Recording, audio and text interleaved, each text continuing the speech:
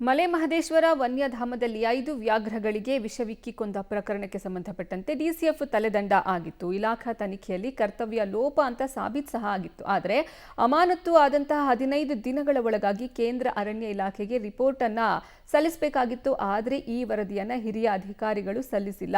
ಈ ಡಿಸಿಎಫ್ನ ಬೆನ್ನಿಗೆ ನಿಂತಿದ್ದಾರೆ ಅನ್ನುವಂತಹ ಆರೋಪ ಇದೆ. ಇದರ ಡೀಟೇಲ್ಸ್ ಇಲ್ಲಿದೆ. ಅಮಾನತ್ತಾದ ಡಿಸಿಎಫ್ ಬೆನ್ನಿಗೆ ನಿಂತ್ರ ಹಿರಿಯ ಅಧಿಕಾರಿಗಳು, ನಿಯಮ ಪಾಲಿಸದ ಅಧಿಕಾರಿಗಳ ವಿರುದ್ಧ ಪರಿಸರವಾದಿಗಳು ಕಿಡಿ. ರಾಜ್ಯದಲ್ಲೇ ಅತಿ ಹೆಚ್ಚು ಆನೆಗಳನ್ನ ಹಾಗೂ ಹುಲಿಗಳನ್ನ ಹೊಂದಿರುವ ಜಿಲ್ಲೆ, ಹುಲಿಗಳ ನಾಡು ಎಂಬ ಖ್ಯಾತಿ ಪಡೆದಿರುವ ಚಾಮರಾಜನಗರ ಜಿಲ್ಲೆಗೆ ರಾಷ್ಟ್ರ ಮಟ್ಟದಲ್ಲೇ ಒಂದು ಕಪ್ಪು ಚುಕ್ಕೆಯಾಗಿದ್ದು ಮಲೆ ಮಹದೇಶ್ವರ ವನ್ಯಧಾಮದಲ್ಲಿ ನಡೆದ 5 ವ್ಯಾಘ್ರಗಳ ಮಾರಣ ಹೋಮ. ಹೌದು, ಹನೂರು ತಾಲೂಕಿನ ಮೀನಿಯಂ ಅರಣ್ಯ ಪ್ರದೇಶದಲ್ಲಿ ಹಸುವನ್ನ ಕೊಂದಿದ್ದಕ್ಕೆ ರೊಚ್ಚಿಗೆದ್ದ ಮಾದುರಾಜು, ನಾಗರಾಜು ಹಾಗೂ ಕೋನಪ್ಪ ಎಂಬುವವರು ಹಸುವಿನ ಮೃತದೇಹದ ಮೇಲೆ ಕಾರ್ಬೋಪ್ಯೂರಾನ್ ಕೀಟನಾಶಕ ಸಿಂಪಡಿಸಿದ್ರು. ಇದನ್ನ ಭಕ್ಷಿಸಿದ ತಾಯಿ ಹುಲಿ ಹಾಗೂ 3 ಹೆಣ್ಣು ಹುಲಿ ಹಾಗೂ 1 ಗಂಡು ಹುಲಿ ವಿಲವಿಲ ಒದ್ದಾಡಿ ಅಸುನೀಗಿದ್ವು. ಈ ಪ್ರಕರಣಕ್ಕೆ ಸಂಬಂಧಿಸಿದಂತೆ ಡಿಸಿಎಫ್, ಎಸಿಎಫ್ ಹಾಗೂ ಆರ್ಎಫ್ಒಗಳನ್ನ ಸಸ್ಪೆಂಡ್ ಮಾಡಲಾಯಿತು. ಪ್ರಕರಣದ ಗಂಭೀರತೆ ಅರಿತ ಅರಣ್ಯ ಸಚಿವ ಈಶ್ವರ್ ಖಂಡ್ರೆ ವಿಶೇಷ ತನಿಖಾ ತಂಡ ರಚಿಸಿ ತನಿಖೆಗೆ ಸೂಚಿಸಲಾಗಿತ್ತು. ಇಲಾಖಾವಾರು ತನಿಖೆಯಲ್ಲಿ ಡಿಎಸ್ಎಫ್ ಚಕ್ರಪಾಣಿಯ ನಿರ್ಲಕ್ಷ್ಯ ಹಾಗೂ ಕರ್ತವ್ಯ ಲೋಪ ಸಾಬೀತಾಗಿತ್ತು. ಹಾಗಾಗಿ ಡಿಸಿಎಫ್ ಚಕ್ರಪಾಣಿಯನ್ನ ಸಸ್ಪೆಂಡ್ ಮಾಡಲಾಗಿತ್ತು.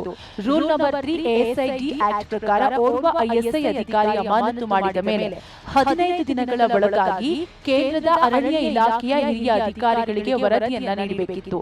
ಆದರೆ 15 ದಿನಗಳ ಒಳಗಾಗಿ ರಿಪೋರ್ಟ್ ನೀಡದೆ ಹೋದಲ್ಲಿ ನಿಯಮದ ಪ್ರಕಾರ ಅಮಾನತು ಊರ್ಜಿತವಾಗುವುದಿಲ್ಲ. ಕೇವಲ ನೆಪ ಮಾತ್ರಕ್ಕೆ ಚಕ್ರಪಾಣಿಯನ್ನ ಅಮಾನತು ಮಾಡಲಾಗಿದೆ ಎಂದು ಪರಿಸರವಾದಿಗಳು ಆಕ್ರೋಶ ವ್ಯಕ್ತಪಡಿಸುತ್ತಿದ್ದಾರೆ. ಮಲೆಮಹದೇಶ್ವರ ವನ್ಯಜೀವಿ ವಿಭಾಗದಲ್ಲಿ 5 ಹುಲಿ ಸಾವಿಗೆ ಕಾರ್ಯಕರ್ತರಾದ ಅಲ್ಲಿನ ಡಿಎಫ್ಒ ಚಕ್ರಪಾಣಿ ಎಂಬುವರನ್ನ ಅಮಾನತು ಮಾಡಿದ್ರು ಸರ್ಕಾರದವರು. ಆದರೆ ಅದು ಕೇಂದ್ರ ಸರ್ಕಾರಕ್ಕೆ ವರದಿಯನ್ನು ಅವ್ರು ಕೊಡಬೇಕಾಗಿತ್ತು. 15 ದಿನದೊಳಗೆ ಅವರು ವರದಿಯನ್ನು ಸಲ್ಲಿಸಬೇಕಾಗಿತ್ತು. ಆದರೆ ಇವತ್ತಿನವರೆಗೂ ಕೂಡ ಅವರು ವರದಿನ ಸಲ್ಲಿಸಲಾಗಿಲ್ಲ. ಇದು ಅರಣ್ಯ ಅಧಿಕಾರಿಗಳನ್ನ ರಕ್ಷಣೆ ಮಾಡ್ತಕ್ಕಂಥ ಕೆಲಸ ಆಗಿದೆ. ಹೀಗಾಗಿ ಅವ್ರನ್ನ ಕೇಂದ್ರ ಸರ್ಕಾರ ಕೊಟ್ಟು ಅಮಾನತನ್ನ ಊರ್ಜಿತವಾಗಿ ಮಾಡಬೇಕು. ಅತ್ತ ಮಗುವನ್ನು ಚೂಟಿ, ಇತ್ತ ತೊಟ್ಟಿಲನ್ನು ತೂಗುವ ಕೆಲಸಕ್ಕೆ ಹಿರಿಯ ಅರಣ್ಯ ಅಧಿಕಾರಿಗಳು ಮುಂದಾಗಿದ್ದಾರೆಂಬ ಆರೋಪ ಕೇಳಿಬಂದಿದೆ. ಈ ಪ್ರಕರಣದಲ್ಲಿ ಅಧಿಕಾರಿಗಳು ಕರ್ತವ್ಯ ನಿರ್ಲಕ್ಷ್ಯ ತೋರಿದ್ದಾರೆಂದು ಅಮಾನತು ಮಾಡಲಾಗಿತ್ತು. ಆದರೆ ಇಂತಹ ಅಧಿಕಾರಿಗಳ ರಕ್ಷಣೆಗೆ ಹಿರಿಯ ಅರಣ್ಯ ಅಧಿಕಾರಿಗಳು ನಿಂತಿದ್ರೆ ಮಾತ್ರ ಅದು ವಿಪರ್ಯಾಸವೇ ಸರಿ. Vijaykumar, public TV, Chamarajanagar.